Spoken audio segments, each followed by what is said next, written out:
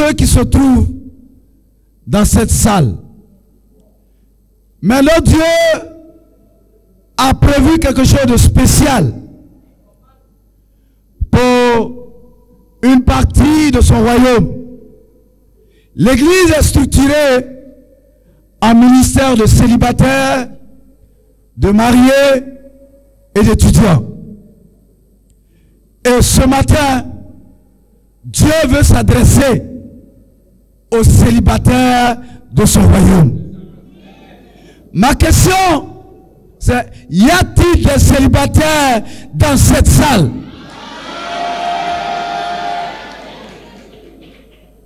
Sachez avant tout qu'il y a célibataire et il y a célibataire. Mais le véritable célibataire doit se trouver dans le royaume de Dieu. Et ce matin, Dieu s'est choisi 2 célibataires.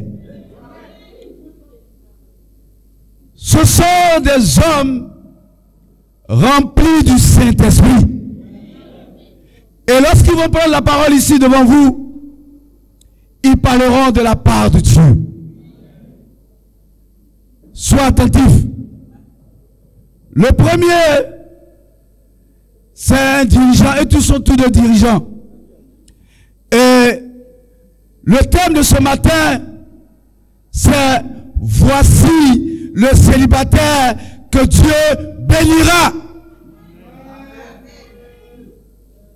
Nous allons voir ces 2 prophètes. Et le premier, c'est mon fils dans la foi, Anderson Amani. Il est dirigeant de la région 3 du campus.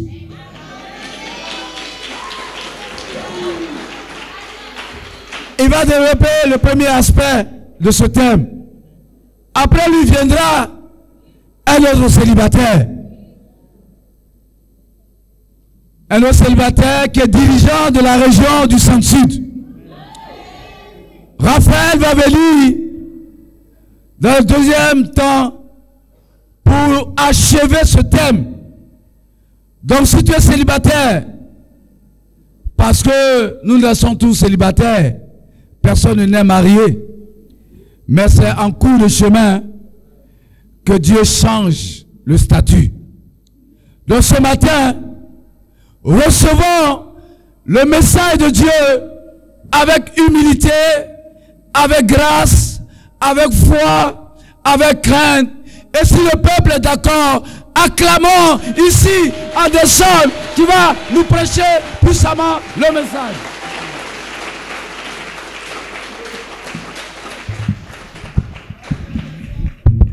Amen, frères et sœurs. Bonjour, frères et sœurs.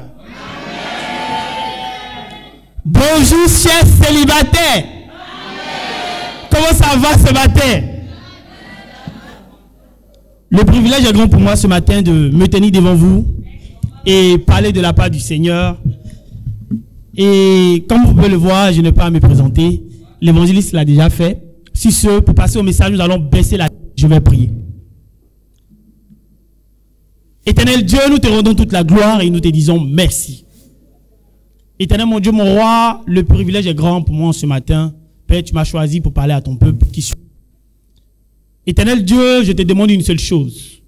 Éternel mon Dieu, mon roi, de disposer le cœur de chacun ici présent dans cette salle, afin de recevoir ta parole, Seigneur, avec crainte, humilité et respect. Éternel mon Dieu, mon roi, pour qu'en toute chose, l'honneur, la gloire, la magnificence te soient rendus. Éternel mon Dieu, mon roi, je ne fais que de chair et de sang, s'il te plaît, utilise-moi. Éternel mon Dieu, mon roi, efface ma personne et parle à ton peuple ce matin. Merci Père éternel, mon Dieu, mon roi, de diriger ce temps par ton esprit. Au nom puissant de ton Fils Jésus-Christ, j'ai prié. Amen. Amen, frères et sœurs. Déjà, pour commencer ce message, je me souviens un jour, nous avons eu un message de la part de notre évangéliste ici, un puissant message de la part de notre évangéliste Beignet, et son message avait un thème. Le thème de son message, c'était 2 nationalités et 2 systèmes de valeurs. 2 nationalités et 2 systèmes de valeurs. Et cela nous a amené à apprendre une vérité très absolue et importante. Il nous a montré que dans ce monde, il y en a 2 nationalités. Seulement que 2. Et 2 civilisations. Il y a les citoyens du royaume et leur civilisation. Et il y a les citoyens du monde et leur civilisation. Donc par conséquent, on comprend qu'il y a ce que le monde appelle bien et il y a ce que le royaume aussi appelle bien. Il y a ce que le royaume appelle mal et il y a ce que le monde aussi appelle mal. Donc chacun a pour lui. Mais quand on rentre un peu plus en profondeur, on comprend clairement que les 2 sont diamétralement opposés. Tout ce que le monde appelle bien est contraire de ce que le royaume appelle bien. Mais aujourd'hui, particulièrement, vu que nous sommes à un culte spécial, nous allons cibler une tranche d'âge, je dirais une catégorie de personnes dans l'église qui existent dans ces 2 nationalités. Il s'agit du célibataire. Je crois que c'est pour ça que nous sommes là ce matin. Donc ça nous amène à comprendre qu'il y a le célibataire selon le monde et il y a le célibataire selon Dieu. Ce n'est pas la même chose. Aujourd'hui tu es assis ici, il faut que tu comprennes ça. Ce n'est pas la même chose. Il y a le célibataire du monde et il y a le célibataire du royaume. Mais dans mes recherches, pendant que je préparais ce message, j'ai fait un constat très important, c'est que le célibataire selon le royaume et le célibataire selon le monde ont quelque chose en commun tous 2. Les 2 cherchent ce qu'on appelle la bénédiction. Un célibataire, c'est la bénédiction qu'il recherche quand il finit ses cours, tout et tout. Il a son master, il cherche à se positionner en société. Donc il cherche la bénédiction. Maintenant, donc ça signifie que le célibataire selon le royaume cherche la bénédiction et le célibataire selon le monde cherche la bénédiction. Mais la question ce matin c'est, quel célibataire Dieu bénira? Et facilement, on peut comprendre que clairement, c'est le célibataire selon le royaume. Mais il y a un piège. Tu peux être dans le royaume et vivre comme un célibataire du monde. Il ne faut pas mélanger les 2. Ça veut dire, tu peux être dans le royaume vivre comme un célibataire du monde parce que tes systèmes de valeurs et tes références sont celles du monde et non du royaume. Donc tu peux être assis ici, célibataire dans le royaume, et tes références du célibat sont celles du monde. Et aujourd'hui, je pense que Dieu t'apporte une bonne nouvelle. Donc, ce n'est pas parce que tu es dans le royaume que tu vis faussement comme un célibataire selon le royaume. Donc, quel est le célibataire que Dieu bénira? Oui, c'est celui qui vit dans le royaume. Oui. Mais quel genre d'attitude il a exactement pour que Dieu puisse le bénir? Et ce matin, nous avons 3 points pour vous.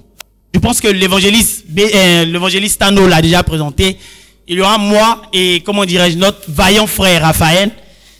Et le célibataire, voici le célibataire que Dieu bénira. C'est le thème du message. Donc, le célibataire que Dieu bénira est convaincu d'une chose. D'abord, ce qui sera notre premier point ce matin. Il est convaincu d'une chose, c'est que son célibat est un don de Dieu. Donc le premier point ce matin, c'est que le célibat est un don de Dieu. Le célibat est une grâce divine. Je ne sais pas si tu es conscient de ça ce matin. Le célibat dans lequel tu es, c'est un don de Dieu. Répète après moi. Dis, mon célibat est un don de Dieu. Mon célibat est un don de Dieu. Maintenant la question c'est, pourquoi c'est une grâce divine? Allons-y en 1 Corinthiens chapitre 7, le verset 7. On va chercher à comprendre ça. 1 Corinthiens chapitre 7, le verset 7.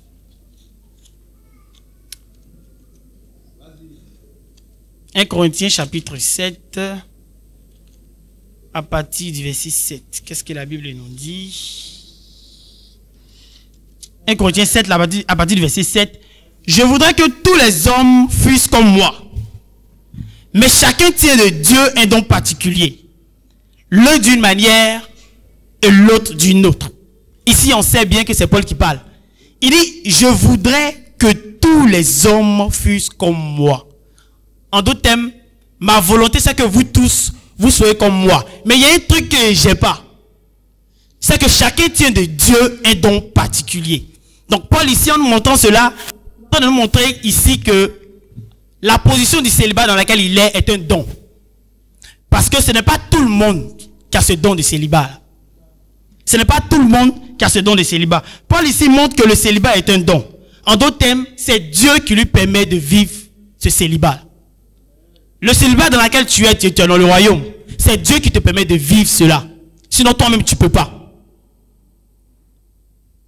Raison pour laquelle le diable cherche à attaquer ça. Mais le problème c'est que si tu n'es pas conscient, tu vas lui livrer ça. Parce que quand tu es dedans, il t'envoie un message. Sors de là. Fais vite pour quitter dans ce célibat. Ça fatigue. Il faut que tu cherches à te marier. Ce qui fait que la personne est dans le célibat et il vit comme un marié. Parce que Satan attaque tout ce que Dieu donne. Satan attaque tout ce que Dieu donne. Mais est-ce que tu es conscient que c'est un don? C'est là le point. Est-ce que tu es conscient que c'est un don? Oui, tu es ici, tu peux faire 2 ans, 3 ans, 5 ans dans le royaume, sans commettre des rapports sexuels. Et tu trouves ça normal. Il n'y a rien de normal dedans. On voit ici, quand on prend le monde, on voit les jeunes filles qui sont déjà mères, plein d'avortements par-ci, par-là. Et toi, tu vis 5 ans et tout ça n'arrive pas. Et tu penses que c'est normal. Il n'y a rien de normal à ça. C'est un don de Dieu. Quand tu es dehors, tu vois, oui, des femmes ou des hommes qui se donnent les moyens de t'attirer et tu n'es pas attiré par eux et tu trouves ça normal. Frères et sœurs, la bonne nouvelle ce matin, c'est qu'il n'y a rien de normal à ça. C'est parce que c'est un don de Dieu. Mais la question, est-ce que tu es conscient de ça pour le protéger? Est-ce que tu es conscient de ça? Et le célibat est un don de Dieu. Pourquoi?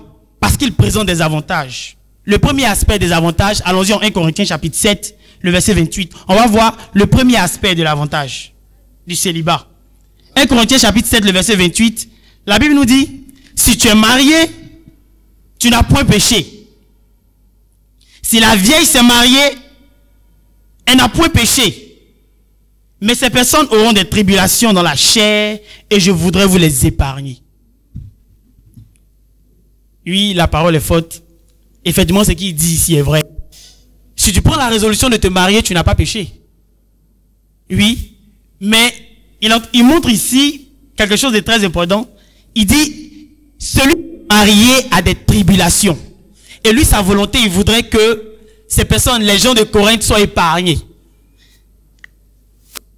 Donc, il mentionne ici que le célibataire est à l'abri des tribulations. Quand il parle de tribulation, il fait allusion à quoi? Parce que, comme on le dit, le célibataire, il est seul. Il est seul. Et quelqu'un est célibataire, un marié, il n'est pas seul. D'abord, il est 2. Bon, il y a lui et sa femme, bien sûr. Mais le célibataire est seul parce qu'il n'a pas les soucis de 2. Le marié a des soucis de 2. Ok, d'accord.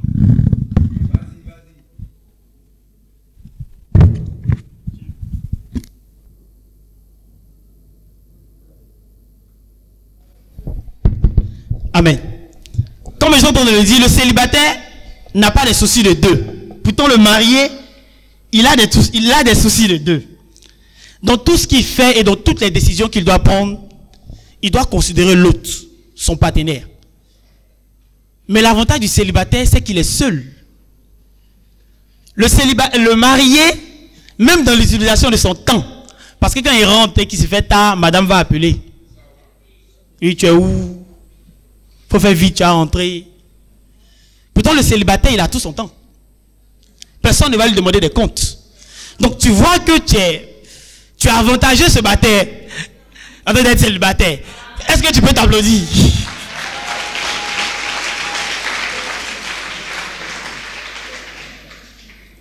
Ça, c'est le premier aspect. Donc, je parle ici du temps. Donc, le célibataire aussi, par rapport au logement comme ça, par exemple. Un marié, s'il veut déménager, il ne peut pas s'élever comme ça. Il peut pas s'élever comme ça pour déménager. Mais un célibataire, Il peut habiter où il veut. Il peut prendre la maison qu'il veut. Mais le marié, il ne peut pas.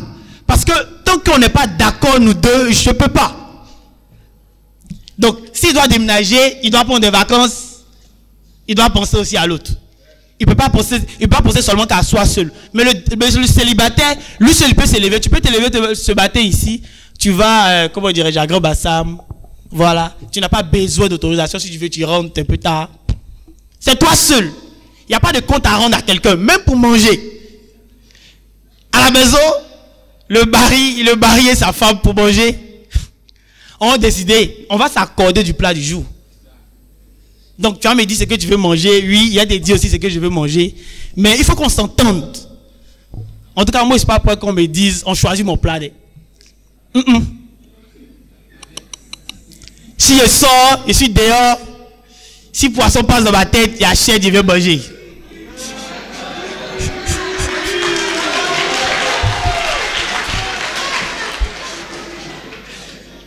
Tu as envie de manger du riz, tu achètes sa chose, tu viens manger. Tu n'as pas de problème avec quelqu'un.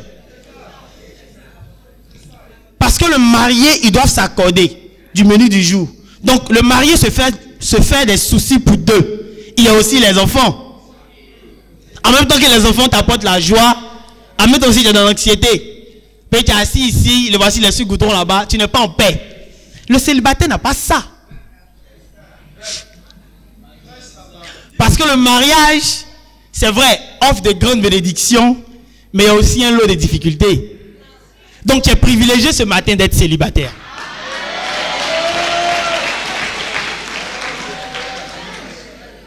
Et frères et sœurs, le deuxième aspect, toujours dans 1 Corinthiens chapitre 7, verset 32 à 34, Paul dit ici, il dit, « Oh, je voudrais que vous fussiez sans inquiétude. Celui qui n'est pas marié s'inquiète des choses du Seigneur, des moyens de plaire au Seigneur, et celui qui est marié s'inquiète des choses du monde, des moyens de plaire à sa femme. » Ici, Paul encore mentionne un autre aspect, du fait que le célibataire étant seul a plus de temps pour plaire à Dieu, contrairement au marié. Parce que le marié, la Bible nous dit que le célibataire, il se soucie de plaire au Seigneur. Pourtant, le marié, il se soucie des choses du monde et il cherche aussi à plaire à sa femme. Et justement, il est dans l'obligation de plaire à sa femme. Parce qu'il a pris un engagement, il doit l'honorer devant Dieu. Donc, il est partagé. En même temps, il cherche à plaire à Dieu. En même temps, il doit chercher à plaire à sa femme. Pourtant, le célibataire n'a pas ça. Imaginez un célibataire qui va au travail, qui descend à 18h par exemple. Quand il descend à 18h, avant de rentrer à la maison, il a le temps de faire 2 ou 3 études bibliques avant de rentrer. S'il est tombé sur une personne qui est disponible, il peut même dormir là-bas. Personne ne va lui demander, mais tu es où, tout ça. S'il veut, il fait faire 3 jours là-bas. Il n'y a pas, tu es quitté où? Est-ce que les enfants ont mangé ou pas? Tu n'es pas dedans. Donc, en tant que célibataire, tu es privilégié. Tu n'es pas comme Bédier, Marie-Louise. C'est pas la même chose. Chacun a ses problèmes. Donc, tu comprends que tu dois profiter de ça. Parce que ça va finir. Ça va finir. C'est pour cela qu'il ne faut pas rater ça. Mais malheureusement, plein vont rater. Pour marquer tes points dans le royaume, ou je dirais pour marquer tes points dans le ciel, c'est dans ton état de célibat. Oui, c'est dans ton état de célibat que tu peux être plus zélé. Ne t'attends pas quand tu seras marié, c'est là que tu vas chauffer le coin. C'est un mensonge du diable. Il faut oublier ça. Parce que tu n'auras pas le temps. Justement, maintenant tu as le temps, tu as assez de temps pour plaire au Seigneur. Parce qu'en termes de productivité, qui doit produire le plus? Le marié ou le célibataire? Le marié ou le célibataire? Maintenant, pourquoi ce n'est pas le cas? Parce que le célibataire voit son état comme une malédiction et comme un don. Ce qui fait qu'au lieu de profiter de son célibat, il passe toute sa réflexion à chercher à sortir de là. Donc il est dans l'attente. il gémit dans son état de célibataire. Et quand je vais me marier, et quand même je vais rentrer dans l'amitié spéciale, et mon tour arrive quand? Il est insatisfait de son état. Parce qu'il n'a pas compris que le fait d'être célibataire est un don de Dieu.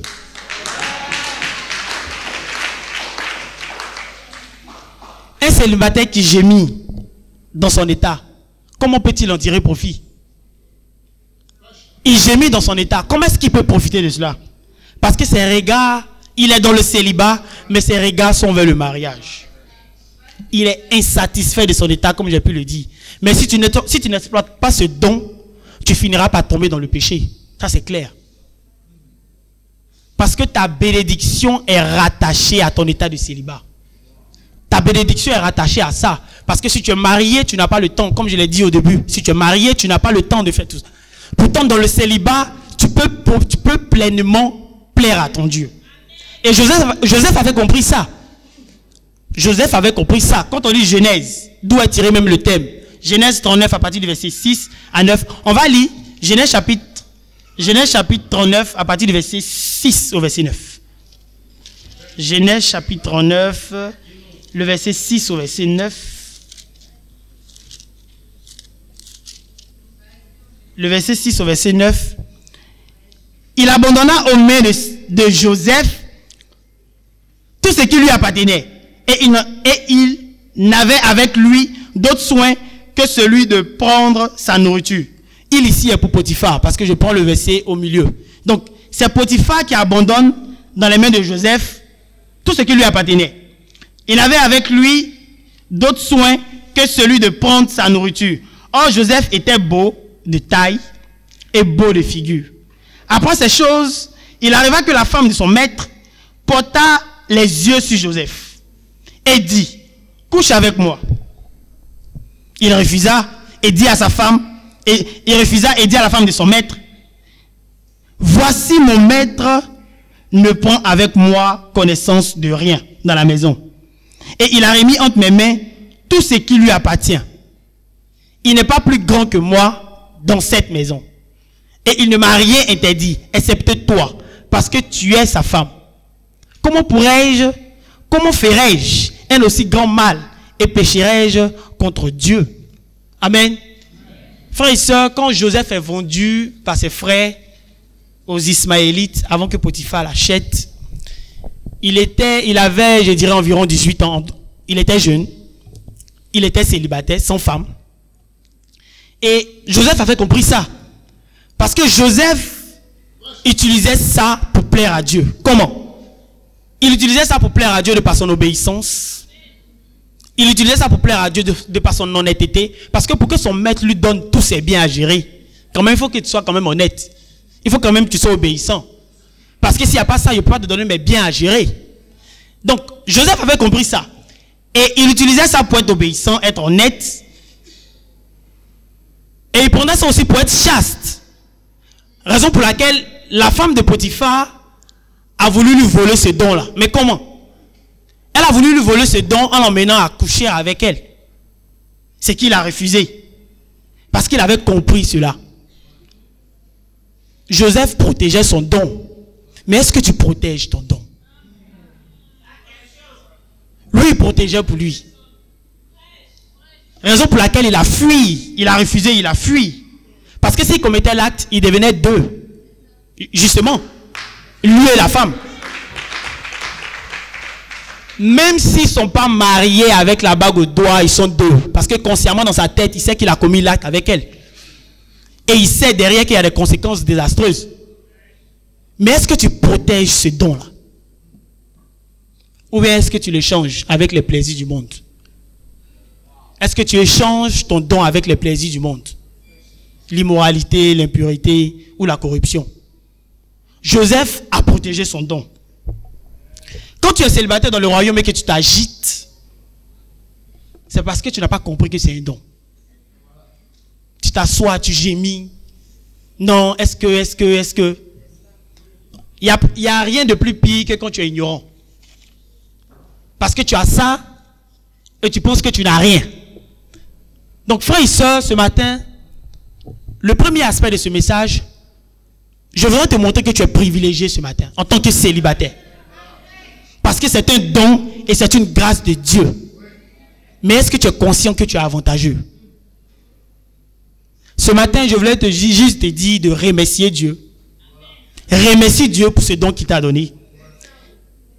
Et que tu vives de tout ton cœur pour lui. Que celui qui a des oreilles entende ce que l'Esprit vient de dire à son église. Que Dieu vous bénisse.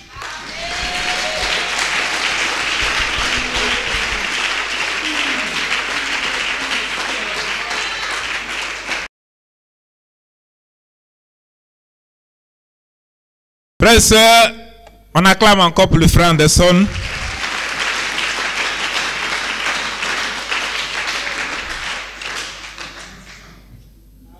Anderson vient de nous montrer, cher célibataire, que ton statut de célibataire est un don. Et que parce que c'est un don, pour rien au monde, tu dois échanger cela. Et pour arriver à ça, tu dois te fixer un objectif. Vive de tout ton cœur selon Dieu. Parce que c'est à cette condition que ce don des célibataires sera accompagné de la bénédiction. Joseph l'a compris, comme Anderson vient de le dire. Et Joseph a utilisé ce don pour plaire à Dieu.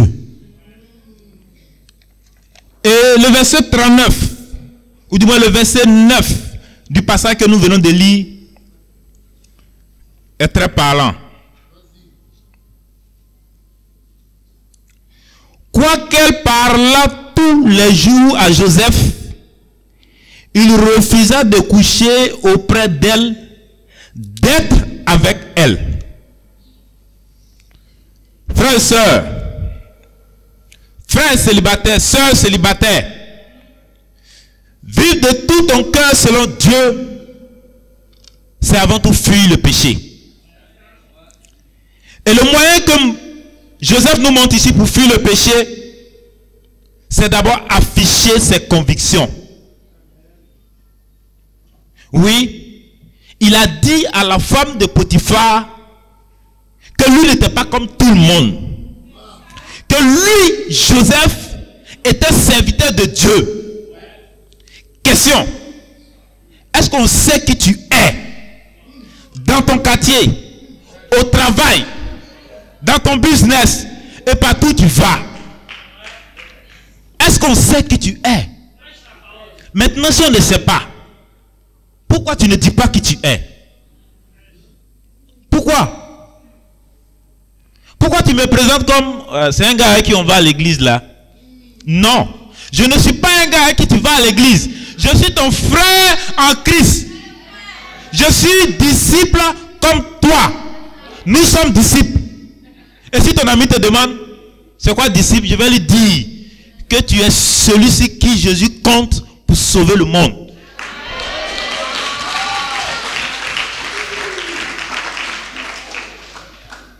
Et Joseph a affiché ses convictions et puis il a pris une distance vis-à-vis du péché.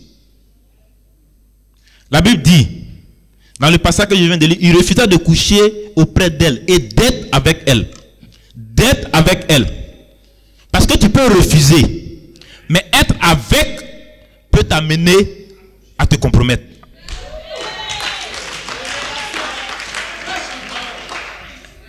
Toi, tu es avec qui? Avec qui tu passes tes temps? Qui sont tes gazards?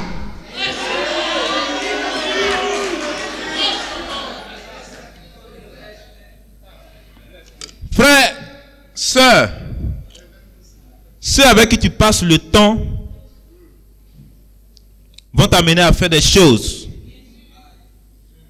qui ne seront pas selon la volonté de Dieu. Et tu dois veiller à cela. Tu n'as pas d'amis dans le royaume. Je me demande pourquoi. Est-ce que c'est des frères qui manquent dans le royaume? Non. Est-ce que c'est une autre sœur qui manque? Non.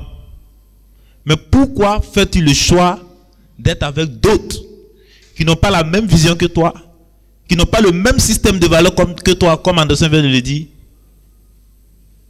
Mais c'est avec eux que tu passes le clair de ton temps. Tu dois prendre tes distances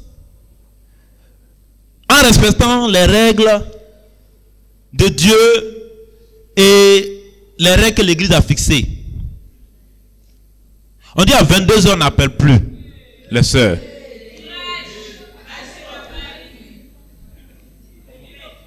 Ça fait combien de temps que tu as violé cette règle-là? Et de quoi tu parles à 22h? Tu es en train de préparer la sœur à saisir son don, sa bénédiction dans son célibat, ou tu es en train de préparer sa chute?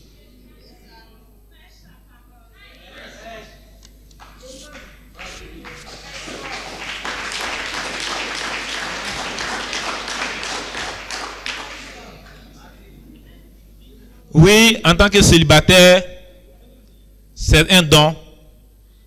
Mais nous savons aussi qu'il s'est accompagné des défis.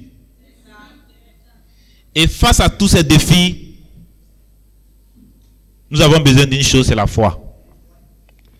Et on va lire Romains chapitre 4, verset 18.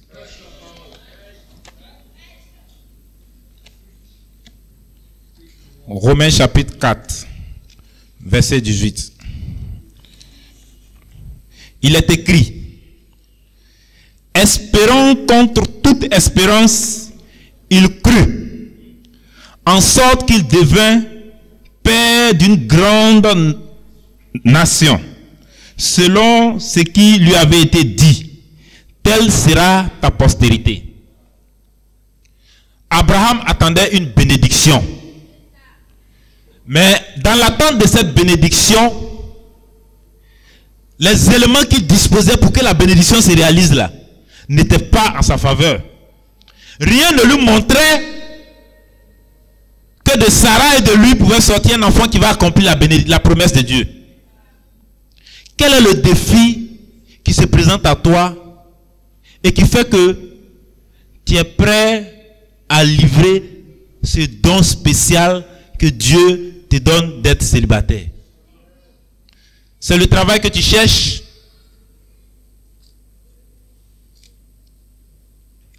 C'est quoi? Le désir d'être en compagnie?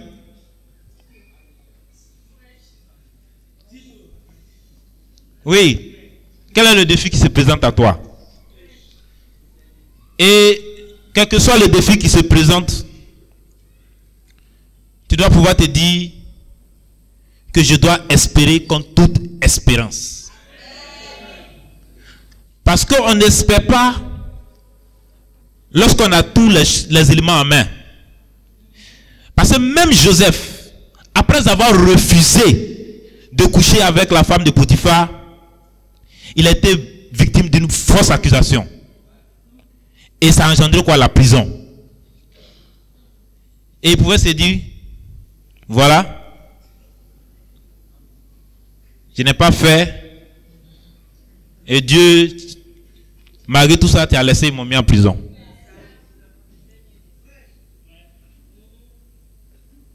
Frères et sœurs, en tant que célibataires, nous sommes célibataires, disciples, certes, mais nous sommes célibataires dans le monde. Et le monde nous dit, tu prends de l'âge. Le monde nous dit, c'est comme ça tout le monde fait. Le monde dit, tu veux du quoi même. Le monde nous dit, reste là seulement. Et tu te dis,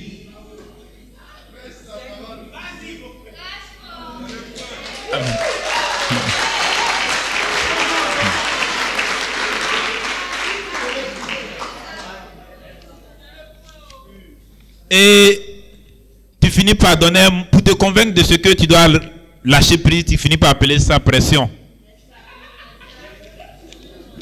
Non. Oui, ça peut être une pression. Ça dépend de comment tu regardes. Si tu regardes avec des yeux de foi, si tu vois la bénédiction qui t'attend, tu restes ferme. Et oui, Dieu veut que nous vivons notre vie de célibat selon lui, pour que nous puissions bénéficier de ses bénédictions. Et il nous a donné un merveilleux royaume qui nous aide à travers le temps de formation, à travers les messages que nous entendons, à travers des amitiés que nous avons dans le royaume même, pour nous aider à atteindre le but. Parce que tous, autant que nous sommes, on veut être bénis. Mais ce royaume-là, dans lequel tu es, dans lequel tu vis, qu'est-ce que tu lui apportes? Et ça m'amène à aborder mon troisième point. Garde les yeux fixés sur le ciel. Pourquoi garder les yeux fixés sur le ciel? Parce que tu veux être béni. Maintenant, quel est le moyen le plus efficace pour être sûr que toi et moi, on ne va pas quitter du regard le ciel? C'est le royaume. S'il n'y a pas de royaume, chacun de nous, on fait ce qu'on veut. Mais c'est le royaume qui nous aide à nous maintenir dans le choix que nous avons fait de suivre Christ, quelles que soient les adversités, quel que soit ce que nous allons rencontrer. La question c'est, est-ce que tu travailles pour l'intérêt de ce royaume?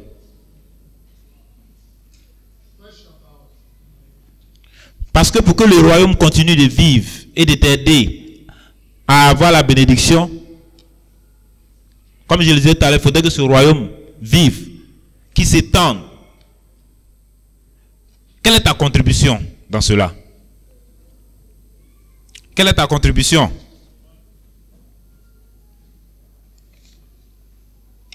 Oui, le royaume est une chose excellente.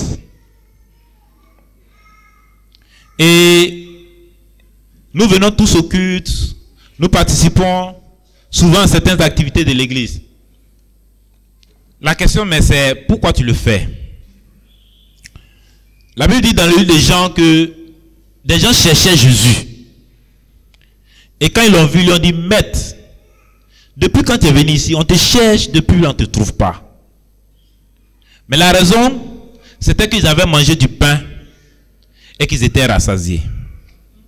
Et Jésus va leur dire, travaillez non pour la nourriture qui se perd, mais celle qui se vit juste dans la vie éternelle. La question c'est, pourquoi tu es au culte? Pourquoi tu vas à ton temps de formation? Pourquoi tu te gardes pur? Tu cherches Jésus pourquoi?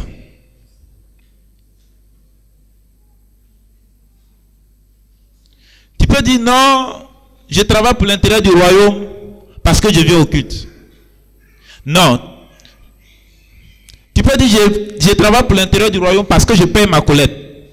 En réalité, tu payes ta collecte pour avoir la faveur de Dieu sur toi, pour que Dieu te bénisse, pour que tes affaires prospèrent, pour que ta vie soit bien. Dans ça, là, où est l'intérêt de Dieu dedans? Tu te gardes pur pour avoir un frère bien, une sœur bien. On va former une famille bien.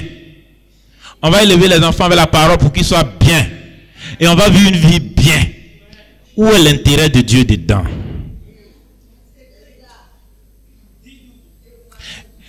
Moi, à un moment, j'ai dit non, je dois augmenter mon temps de prière. Et je priais. Et j'ai vu qu'en réalité, je priais plus pour que Dieu me bénisse plus. Je ne priais pas pour l'intérêt de Dieu. Et peut-être tu me demandes c'est quoi l'intérêt de Dieu alors? L'intérêt de Dieu se trouve. Vous savez, quand quelque chose représente un intérêt, quand on reçoit son en joie. Et l'intérêt de Dieu se trouve en 2 Timothée chapitre 3. 1 Timothée chapitre 3.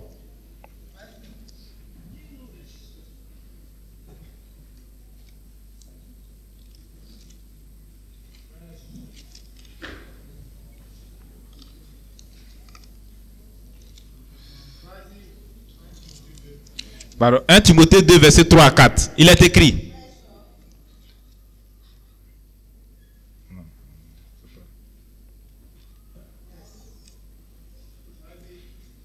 Est-ce que...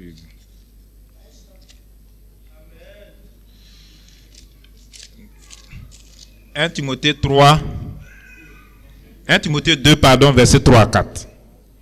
Cela est bon et agréable devant Dieu notre Sauveur, qui veut que tous les hommes soient sauvés et parviennent à la connaissance de la vérité. Est-ce que tu travailles à cet intérêt-là? La Bible dit que ce que Dieu attend et ce qui lui est agréable, ce qui sent bon à ses yeux, c'est que tous les hommes soient sauvés et parviennent à la connaissance de la vérité. Est-ce que tu travailles à ça? Est-ce que quand tu jeûnes, c'est pour ça? Est-ce que quand tu pries, c'est pour ça? Est-ce que quand tu perds ta colère, c'est pour ça? Est-ce que ton entreprise, c'est pour ça? Est-ce que ton business, c'est pour ça? Est-ce que ton diplôme, c'est pour ça? Si ce n'est pas pour ça, c'est que tu travailles pour ton propre intérêt. Célibataire, single for Christ. Pour qui tu travailles? Pour qui tu travailles? Et la Bible dit en Philippiens chapitre 2, verset 21, tous en effet cherchent leur intérêt. Si tu regardes bien, et si tu veux être vrai avec toi, tu vas voir que tous les actes que tu poses, qui en apparence sont très spirituels, ça vise ta seule et unique personne. Tu fais toutes ces choses juste pour avoir la faveur de Dieu. Mais la vraie faveur de Dieu, qui est la bénédiction de Dieu, n'est accordée que à ceux qui travaillent à l'intérêt du royaume et à l'avancement de ce royaume.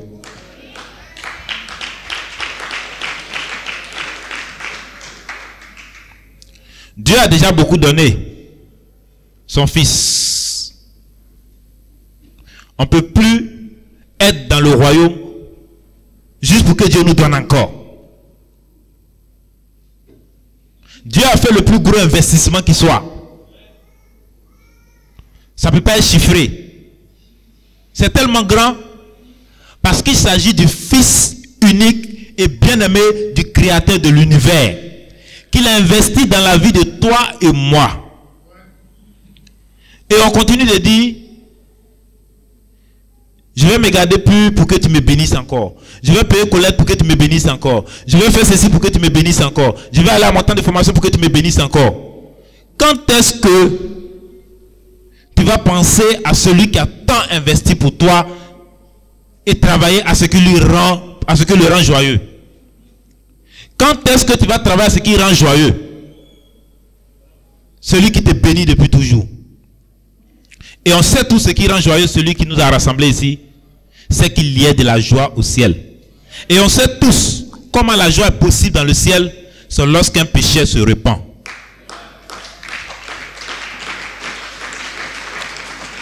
Est-ce que tu travailles à ça? Et si tu ne le fais pas, tu dois te repentir. Parce que toutes ces choses pour lesquelles nous nous battons tant vont passer. Le master va passer. Amitié spéciale va passer. Mariage va passer. Entreprise va passer. Mais il y a une chose qui reste. C'est la couronne de vie.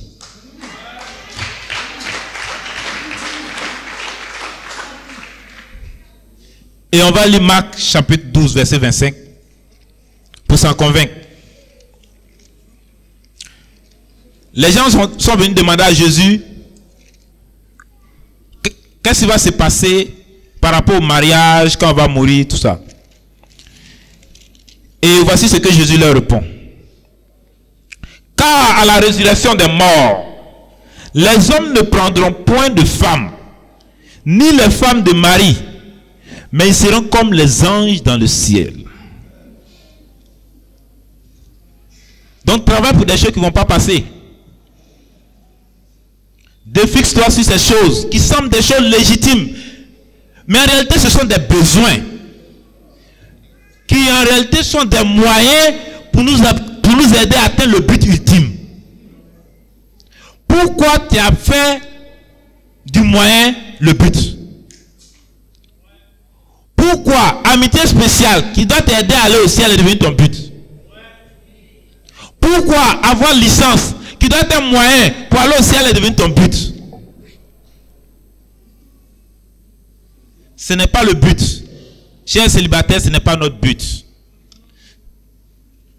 L'entreprise que Dieu nous donne, c'est un moyen. Et si nous perdons de vue que c'est un moyen, nous allons investir toute notre énergie en cela et nous risquons de ne jamais entendre bon et fidèle serviteur, entre dans la joie de ton maître. Et je voudrais nous inviter ce matin du fond du cœur à se lever chaque matin. Et pour quoi que nous fassions, disons-nous une chose: l'objectif doit être créer de la joie au ciel.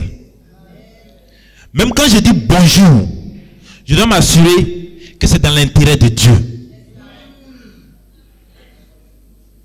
Quand je partage garba avec quelqu'un, ça doit être dans l'intérêt de Dieu. Parce que c'est cela qui reste. C'est cela qui reste. Et le défi pour nous, chers célibataires, c'est que nous gardions toutes ces choses en ayant l'esprit que Dieu veille toujours sur sa parole pour l'accomplir. Et que nous ne pouvons pas être en train de faire les choses comme Dieu veut. Et Dieu va nous oublier.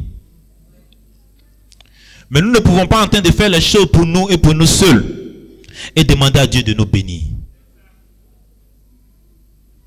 C'est pourquoi tu vas sortir d'ici en prenant la résolution de travailler pour l'intérêt de celui qui t'a tant béni, de celui qui a fait de toi une personne spéciale. Et tu sais que tu es spécial. Quand tu es dans le monde, il nous arrive parfois de le sentir. Hein. Moi, et c'est là que je vais terminer. Quand j'étais un jeune disciple, ça coïncidait avec mon stage que je devais faire au CAFOB de Boaké. Et vous savez, c'était à la rentrée. Et le monde est méchant. Le monde est méchant parce que dès que les premiers cafopiens sont arrivés, les professeurs invocables, ils appellent ça, ils ont cassé balle. Et parce qu'ils ont cassé balle, chacun doit faire son choix, quoi. Et on finit le coup, on va en salle des profs. C'était la une des conversations.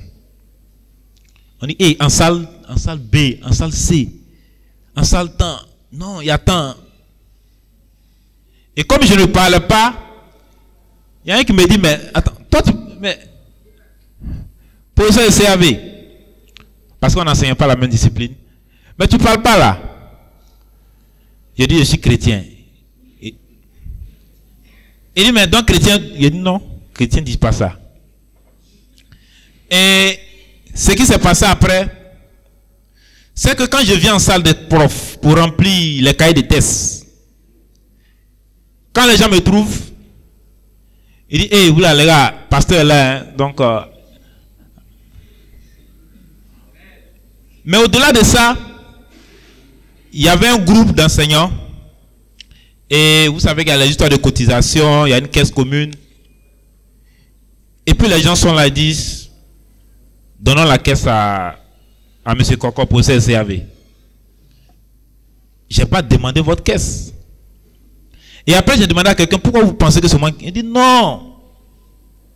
On sait que toi tu es un homme bien. Je ne leur ai jamais dit que j'étais un homme bien. Parce que le monde apprécie en vous des choses. Mais le problème, c'est que vous l'arrachez et ça va vous faire perdre la bénédiction que Dieu a pour vous.